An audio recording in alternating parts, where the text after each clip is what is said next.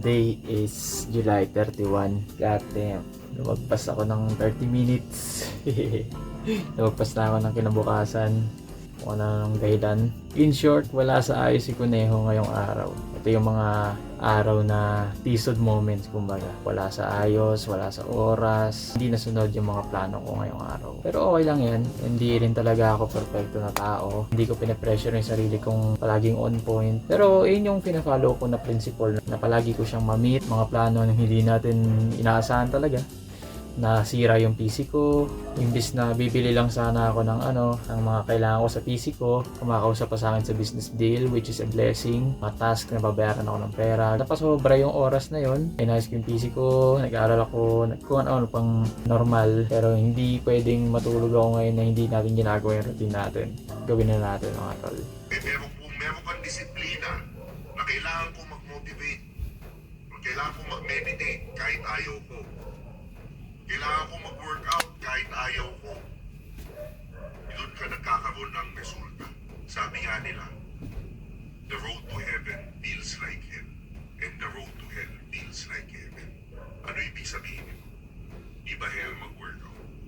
Ang hirap, sakit sa pakiramdam, pero pagdating sa dulo, pag natapos mo yung workout mo, wow, ang sarap sa pakiramdam. Pag nag-meditate ka, di ba, minsan ang hirap gumising na maaga, ang hirap minsan hindi naman araw-araw ginaganahan ka, pero kailangan mo pa rin gawin. The more ka nagkakaresulta, pagkatapos yung araw mo napakasmooth. Yung araw mo kahit ang daming pangit na nangyayari para sa'yo, maganda pa din at hindi ka apektado dahil nga kasi pag-gising mo pa lang, sinet mo na yung utak mo, pinukus mo na, self-aware ka na. And the same time, kilala mo na yung mo, alam mo na kung ano yung intentions ng araw mo at alam mo na kung alin ang bibigyan ng energy at hindi. Maraming kasabihan, daig na maagap ang masipag. Iba yung taong masipag, pero ito maaga gumising at in-execute na kagad, kanya yun. Siya yung nagkakaresulta versus yung masipag. Ang daming tao dyan masipag, alam niyan, kahit construction worker, kahit ano masisipag yung mga yan, pero tingnan nyo may resulta ba? Ang problema kasi, eto, nagsa-struggle, especially yung mga taong 24 to 44 years old na lalaki na burnout. Sobrang daming pressure dahil kasi wala silang outlet. Tapos meron silang shame pag nag-fail sila.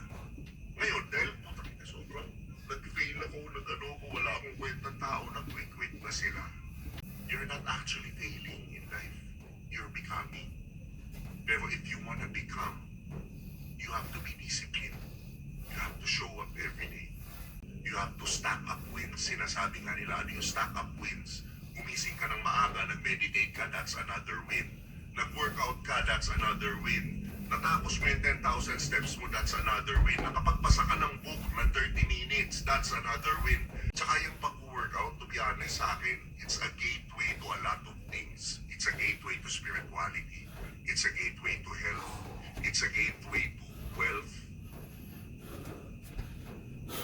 Working out doesn't mean going to the gym. It can be as simple as doing 100 push-ups a day, doing squats, finishing your steps, or nagja-jogging ka. That's already a workout. 12:53 ng July 31. Dapat July 30 ang workout ko, which is Wednesday, Thursday na ngayong araw. So ngayong araw, ang nagawa natin ay 60 na knuckle push-ups, 60 na concentrated sit-ups, 70 na narrow squats, 60 na side lateral raises na weightless, walang weights, body weight lang.